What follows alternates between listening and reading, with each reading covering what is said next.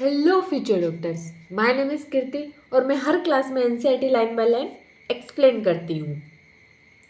अगर आप इस चैनल पर नए हैं तो सब्सक्राइब करना ना भूलना और बेल आइकन भी प्रेस कर देना, जिससे हमारे हर वीडियो की नोटिफिकेशन आपको मिलती रहेगी। आज की क्लास में हम पढ़ने वाले हैं sexual reproduction in flowering plant के आगे जो साइंटिस्ट के बारे में दिया हुआ है उनके बारे में। आज हम एक बहुत ही इंपॉर्टेंट पर्सनालिटी के बारे में पढ़ने वाले हैं, Panchanan Maheshwari.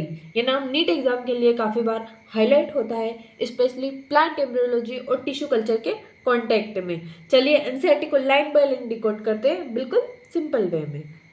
Panchanan Maheshwari. Panchanan Maheshwari, born in November 1904 in Jaipur, Rajasthan. Panchanan Maheshwari rose to become one of the most important distinguished botanists not only of India but of the entire world. मतलब पंचानन महेश्वरी का जन्म 1904 में जयपुर राजस्थान में हुआ और वो एक वर्ल्ड फेमस बॉटनिस्ट बने। सिर्फ इंडिया में ही नहीं, पूरी दुनिया उनकी रिसर्च को रिस्पेक्ट करता था। नीट के लिए क्या टिप है, इसमें बर्थ प्लेस और ईयर याद रखना। He moved to Allahabad for higher education, where he obtained his Doctor of Science. During his college day, he was inspired by Dr. W. Dujan, an American missionary teacher, to develop an interest in botany and especially morphology. मतलब higher study के लिए इलाहाबाद गए और वहाँ से doctor of science की degree ली। College के time पर एक टीचर्स थे डॉक्टर डब्ल्यू डुजन। उन्होंने पंचानन महेश्वरी को इंस्पायर किया बॉटनी स्पेशली मॉर्फोलॉजी में इंटरेस्ट लेने के लिए।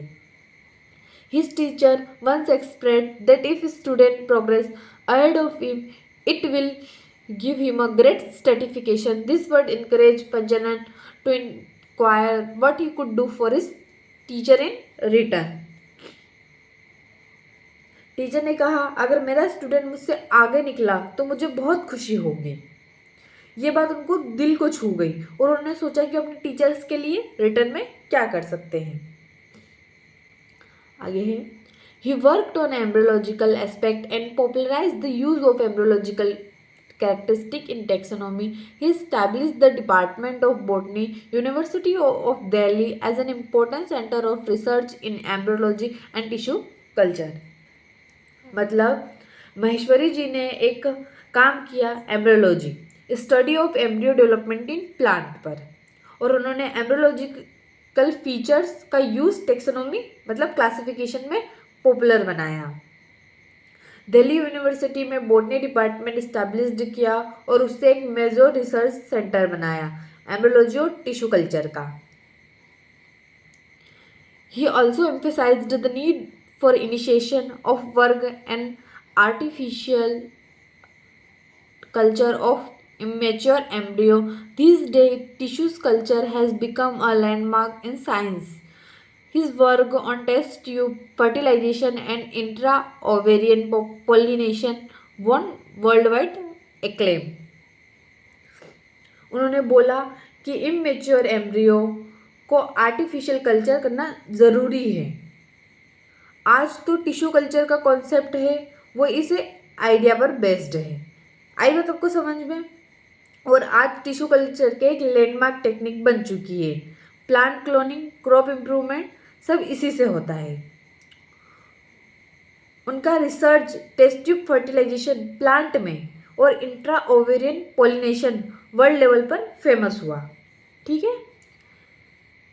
ही was honoured with philosophies of Royal Society of London (FRS), Indian National Science Academy and several other institutes of excellence. He encouraged general education and made a significant contribution to school education by his leadership in bringing out the very first textbook of biology for higher secondary schools published by NCERT in 1964. उन्हें काफ़ी बड़े honours मिले FRS royal society of London, Indian national science academy, philosophy और भी बहुत institute ने उनको Honor किया। वो सिर्फ रिसर्च तक लिमिट नहीं थे, उन्होंने स्कूल एजुकेशन में भी कंट्रीब्यूट किया। 1964 में NCERT के पहले बायोलॉजी टेक्स्ट बुक में उनके लीडरशिप में पब्लिश हुआ। इसमें याद रखना 1964 में NCERT महेश्वरी कॉम्बो ईयर। सो बच्चों, पंचानंद महेश्वरी ने इंडिया को ही नहीं दुनिया को एक नया डायरेक्शन दिया in plant embryology and tissue culture. NEET में आपसे पूछा जाए फादर ऑफ इंडियन एम्ब्रियोलॉजी कौन, तो आंसर हमेशा याद रखना पंचानंद महेश्वरी। अगर आपको ये वीडियो समझ में आया तो लाइक करना और चैनल को सब्सक्राइब करना ना भूलना। मिलते हैं नेक्स्ट सेक्शन में। Bye bye.